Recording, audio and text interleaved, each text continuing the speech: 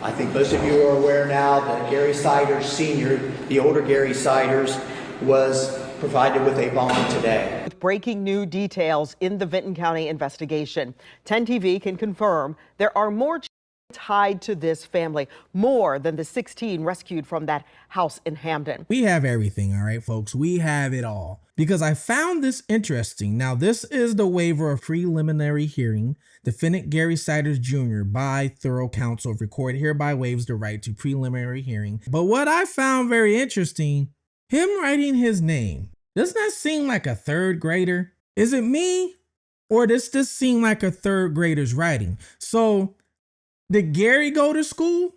One of the Siders was released from jail today. They got out on bond on their own signature due to medical reasons. I can tell you exactly how county jail works with medical treatment and things like that and why they released them. Plus, they waived their prelims. I'm going to explain to you why they possibly waived their prelims. New charges coming? Hey, it possibly could be new charges coming after the investigation is done. Plus, other news and updates with the Siders. Stay tuned. This is Fugitive TV.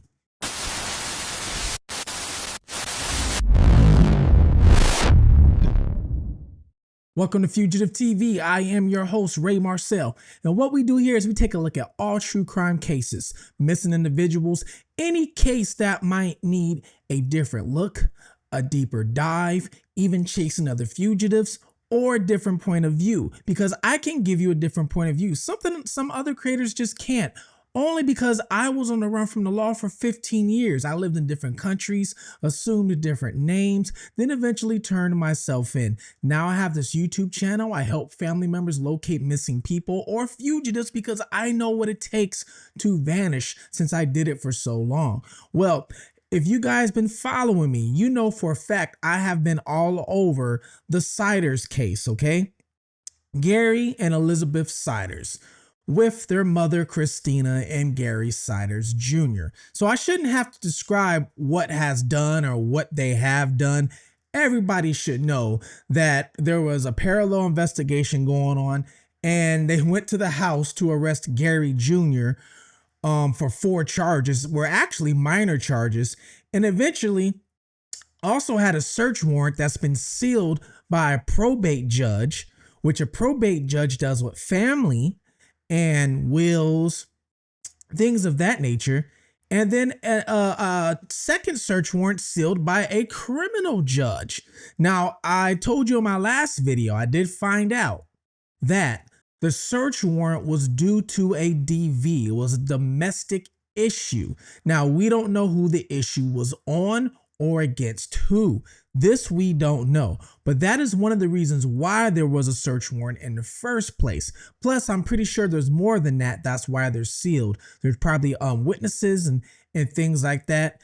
And during the search of the house, they found 16 underage individuals living in a 12 by 12 room. So I shouldn't have to tell you any more about that. Well, today, there are some major updates, okay? First of all, we're going to get into Gary Siders Sr. He was actually released today. Gary Siders Sr. was released today on bond. Now, he was released on what is called a signature bond. It's pretty much what it is, meaning that you sign for yourself that you're going to show up to court. Nothing has to come out your pocket. Nobody else has to put up a house for you or collateral. It's called a signature bond, okay? That is the easiest way to break it down for you guys. So usually this bond is handed out to people who, or I should say type of bond, if it's your first time offense, or if your charges are minor, not violent, or in his case, medical issues.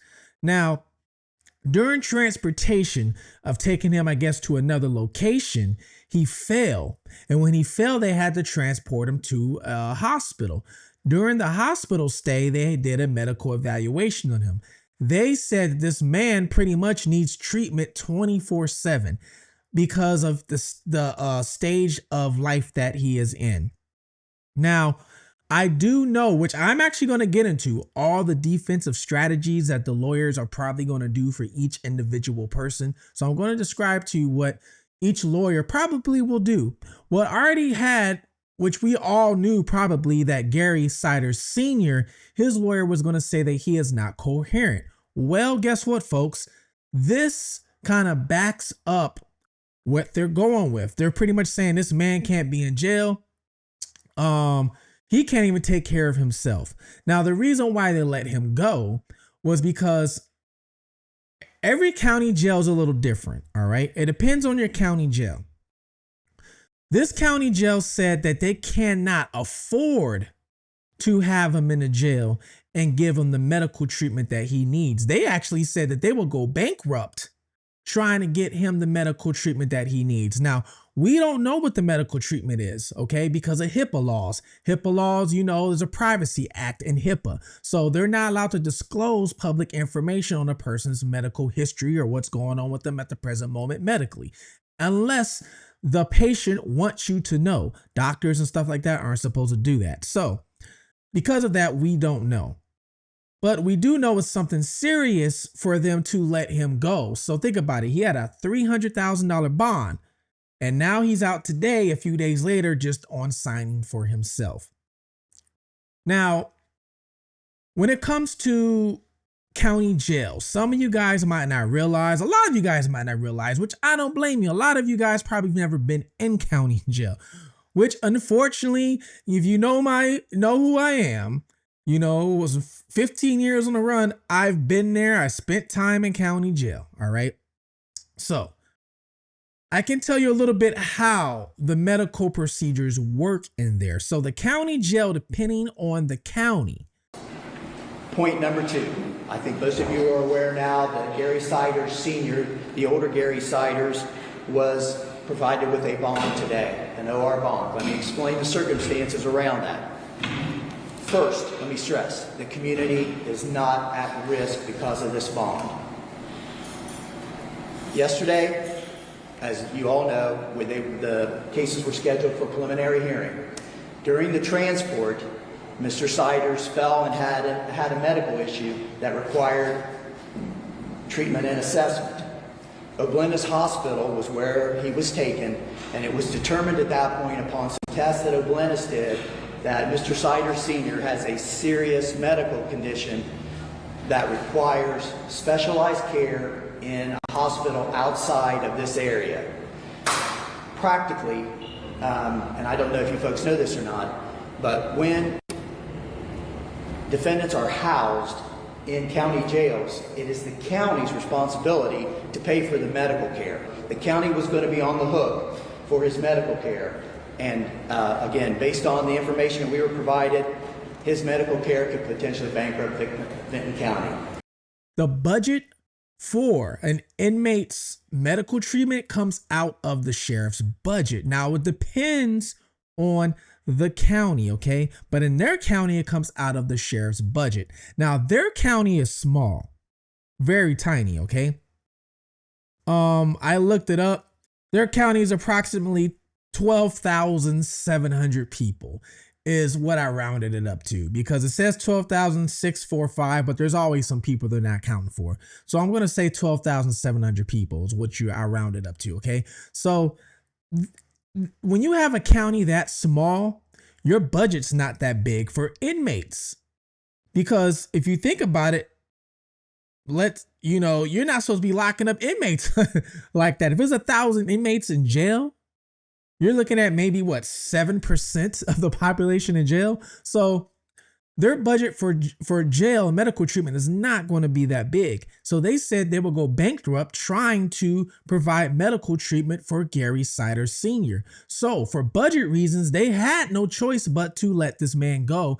And now he is being transferred, if he's not there already, which he might be, at a medical facility. Now, once he's released, or if he gets released from the medical facility, he will be on a GPS monitor. Now, my question is, if he gets released on a medical, or I should say, if he gets released from a medical facility, where is he going to go? That is my question. Who is going to take care of him? Is it going to be some of the family, possibly from Gary's side, from the Siders side that takes care of him? Because he can't go back to the house by himself, especially with the conditions that they found, everybody in the house. So he can't go there, especially if he has medical issues. So where will he go? Now, in jail, county jail anyway, they have nurses, RNs, LPNs, things like that. But they hardly ever have a doctor just sitting there 24/7. All right.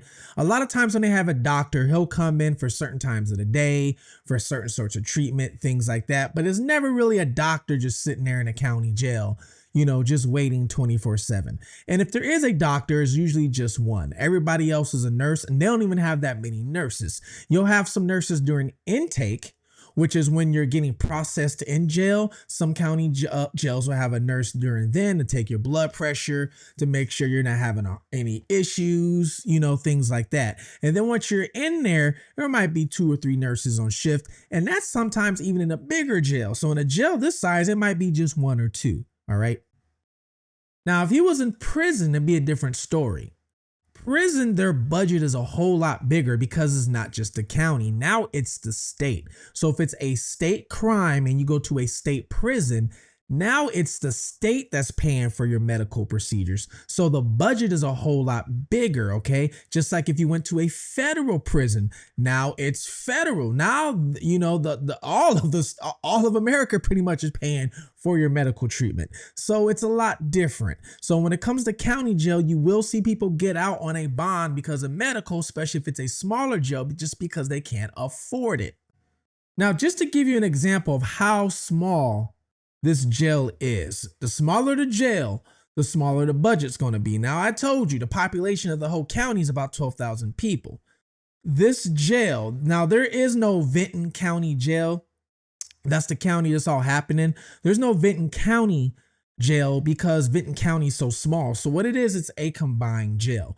The combined jail is Southeastern Ohio Regional Jail, all right, which serves Athens, Hockin, Morgan, Perry, and Vinton County.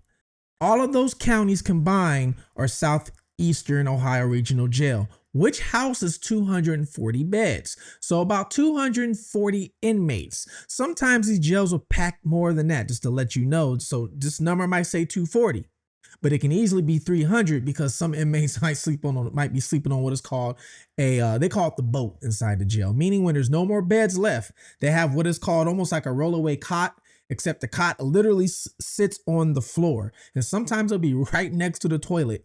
And there's nothing you can do about that. If you go into jail and it's overcrowded, there's nothing you can do about that. You have to sit literally or sleep on a cot next to the toilet. It happens. You guys, before we continue, I have to tell you about my quick sponsor, Ecamm. If you are a Mac user, you have a Mac Air, MacBook Pro, and you have a YouTube channel, you do whatever it is, you go live and you have viewers and whatever you're using, because I used to use a different software and my Mac would freeze, it would glitch, sometimes it would overheat. Well, Ecamm is designed just for Mac. Okay, so just for Mac is what Ecamm is designed for. Now, as you see right here, look, this is the website. If you're curious about Ecamm, just go into the description below and sign up. So make sure you go below to the description, click the link and sign up for Ecamm. This is all I use. Fugitive TV, let's continue. Now, just to give you an example of when I was in county jail, okay? When I was in county jail, there was 2 facilities, all right? Now, I went to county jail out in Colorado. That's not where I'm from. I grew up in California, but I got into trouble in Colorado. So it was 2 jails just for 1 county. And the jail, the beds, they house about 2,000 inmates. It was 2,000 inmates that they housed at that time. Now there's only 1 jail. They just expanded on that jail, and it should be about the same, about 2,000 inmates. But that's a big difference from 2,000 to 240. I live in Florida right now. The county I live in has 2 jails, 2 county jails, and the total between both jails is 4,000 inmates it can hold. That's without the cots or sleeping on the floor. Now, all 4 of the defendants waived their prelims, okay? Some people don't know what a prelim is. Let me just break this down to you real quick. All right, so a prelim pretty much is a court date that's set for the prosecution pretty much to present evidence to a judge and then the judge decides there's enough evidence to proceed with a trial, on the prosecution's behalf. If the prosecution doesn't have enough evidence, then the judge will say, okay, there's not enough evidence, there's not enough evidence to proceed with the trial. So these 4 pretty much have to go, or you guys have to work this out, but there's going to be no trial. So that's what a prelim is. A lot of defense attorneys will waive the prelims, especially if there's enough evidence already on the defendant. One reason why they might waive the prelims is because maybe they're going to work out a deal. The defense attorney and the prosecution can be working out a deal behind the scenes from the start. It just all depends. Now, I'm not saying this is what's happening right now, but that's what can happen. You waive the prelims and now you guys are working on a plea agreement. Now, a lot of times they'll waive the prelims because there's a lot of evidence. And if there is a lot of evidence and the prosecution brings up more evidence in court, all right, there's a possibility that there could be more charges filed right then and there in court. So the defense will waive prelims just to protect their client who is on the defense because they don't want more charges on him. And a lot of times during the prelims, they'll bring witnesses. The witnesses might, key eyewitnesses might say something. They do it for multiple reasons, but this is just a common thing that prelims will get waived. Now, every state's different, but in the state of Ohio, what happens is when you waive the prelims, the case automatically goes to a grand jury. Okay, then the grand jury will decide if there's enough evidence to proceed or not. Now, grand jury and prelims are totally different. Prelims, a lot of times you're sitting there in court. If you're the one in jail, your lawyer's there. Your lawyer can say things, they can kind of fight. They could do whatever. But in grand jury, you're not there. Your lawyer's not there. All it is the prosecution. The grand jury consists of regular citizens, everyday people. Okay. And then what they do is they meet up every so often. Some states once a month, some once every 2 months. It just all depends on the state. And then what they'll do is they'll see over cases. They'll give them a case, this case, so and so and so. Here's the evidence. All right. Indict him. Guilty. All right. Or don't indict him. Guilty. So this is the next procedure. So prelims have been waived. Now it's going to the grand jury. The grand jury now has to decide if there's enough evidence to continue. They're going to look at what they have and say it's continue. Now the grand jury cannot, let's say, oh, there's enough evidence for another crime. The grand jury can't do that. The judge can, but not the grand jury. Okay. So that is the next step. Now, do we know the next court date as I'm making this video? No, we don't, because we don't know when the next grand jury is going to have a meeting. Now, when it comes to the legal defense, all right, I've watched personally things like this play out so many times that you can almost tell what's going to happen, okay? So, we all know Gary Sr., his defense attorney is going to say he's coherent, which right now, be honest with you guys, it could be leaning that way. He might, I'm not saying it's going to happen, but I wouldn't be shocked if charges get dropped against him. I just wouldn't be shocked if he really is coherent and, the evaluations are up to par as what they're saying. Now, when it comes to Liz Siders, her attorney might be the most important attorney, or I should say her case in this whole situation. Now, each individual, their cases are probably going to be tried different.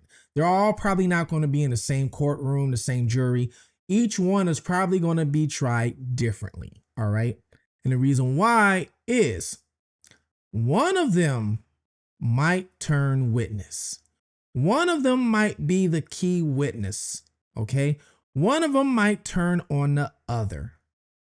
Meaning, the prosecution might go to Liz's lawyer, talk with Liz's lawyer and say, hey, Elizabeth might be a victim.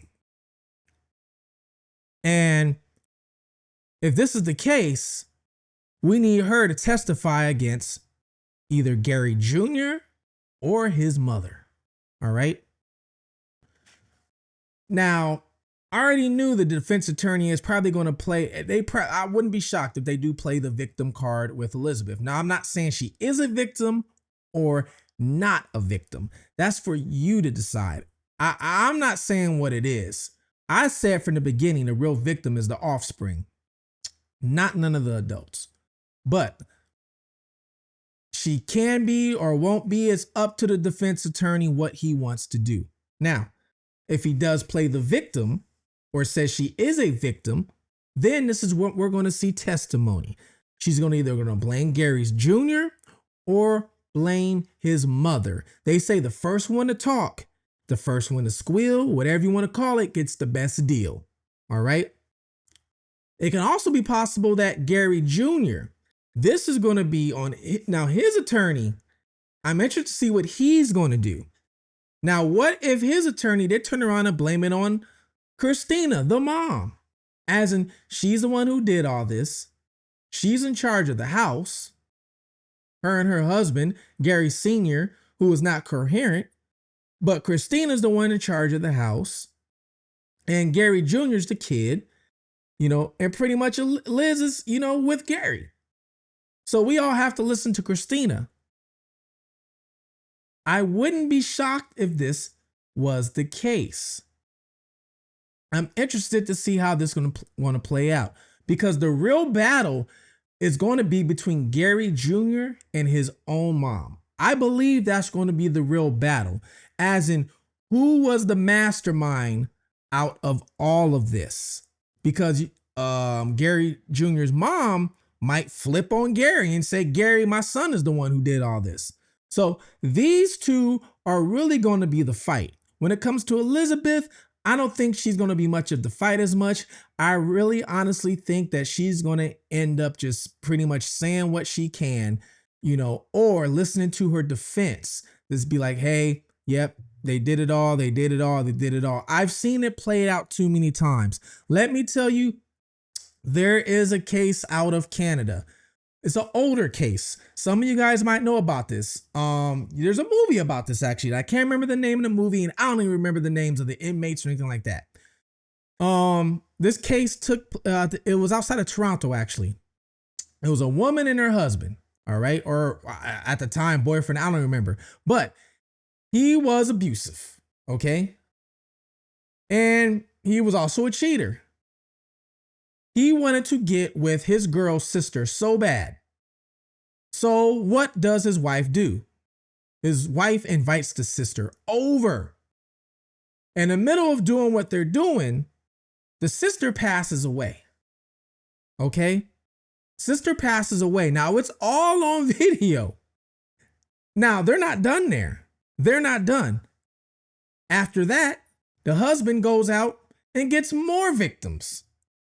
Okay, his wife helps with the other victims. I want to say it's like 4 or 5 more victims or something. And she helps with the victims. Now, there's a movie about it. Now, the movie does portray that the wife was very abused, stuff like that. One time he did something to her and she finally had enough and took off. And then when she took off, she told on him. And that's when everything came crumbling down. Far as I know, I think she got released. And she's married to some other guy right now. But she told on him, they made her the victim, and she didn't get as much time. So stuff like this happens all the time. And then you wonder, well, even though she was getting what she was getting from the husband, that last time she was fed up and just took off. Meaning, because she could have just took off from the start. So it makes you wonder. It's just questions, okay? Some people call it Stockholm Syndrome, which some people say is not their fault. I'm not a psychiatrist. I don't know. Now, thanks to Julia from Justice Talks, she helps me do a lot of my research. So you guys go follow her on TikTok, Justice Talks with Julia. She got all these court documents for me. We have everything, all right, folks. We have it all.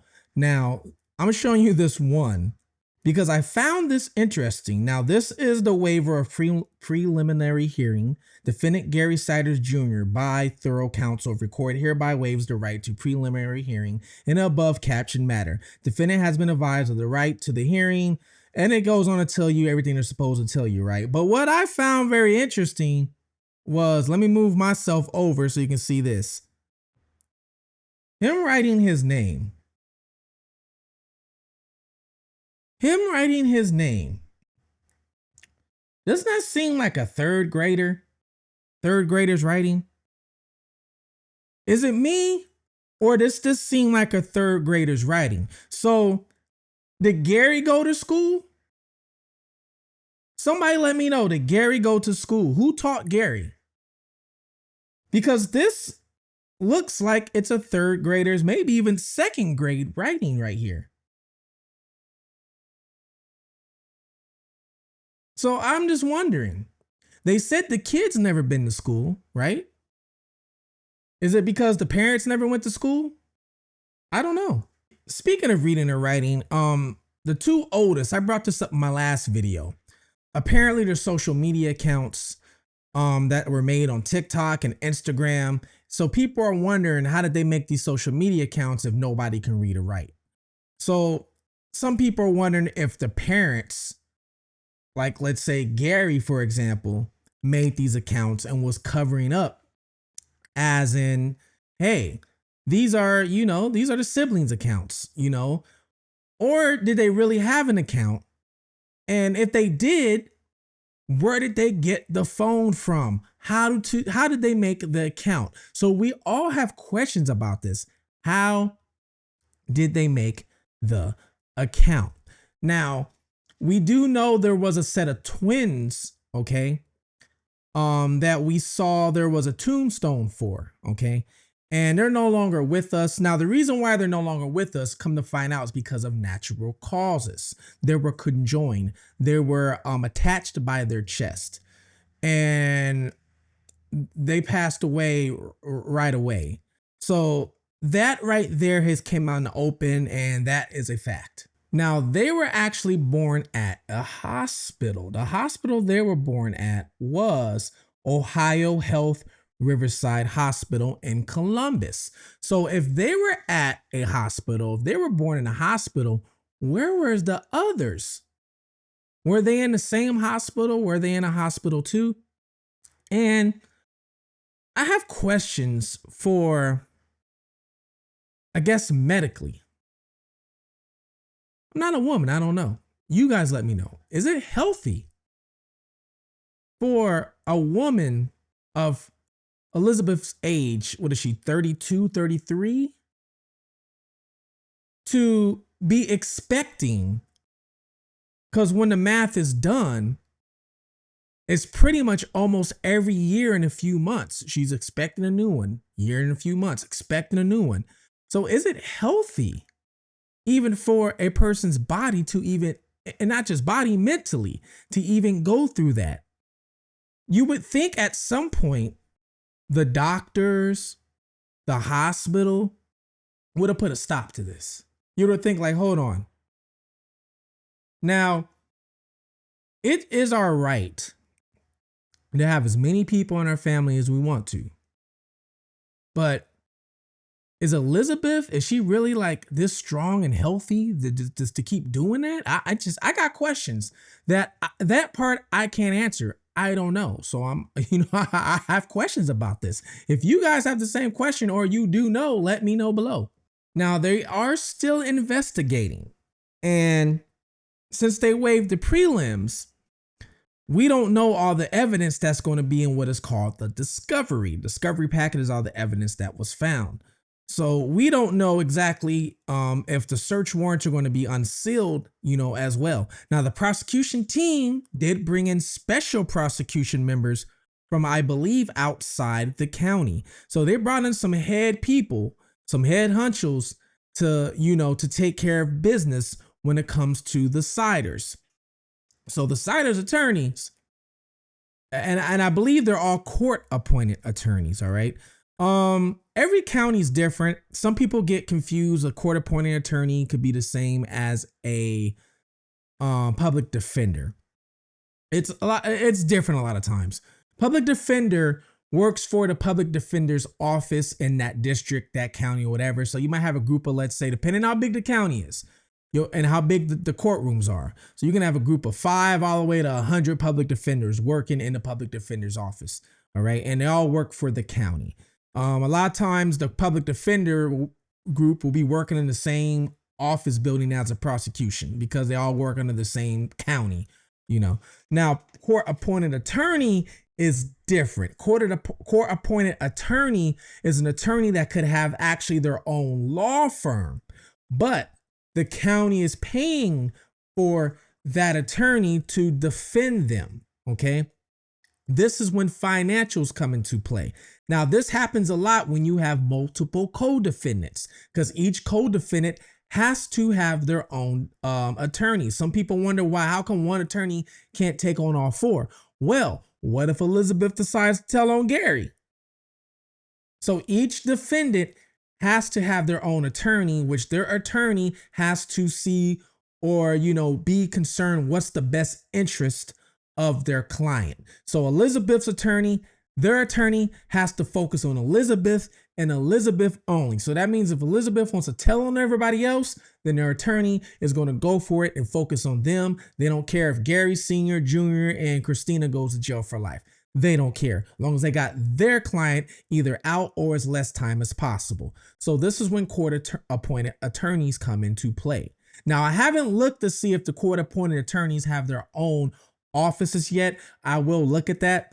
But it's a difference between them and public defenders a lot of the times. Not all the time. Well, this is a time when survival instincts are going to start kicking in for all 4. Well, maybe 3. We don't know how Gary Sr., how he's thinking mentally.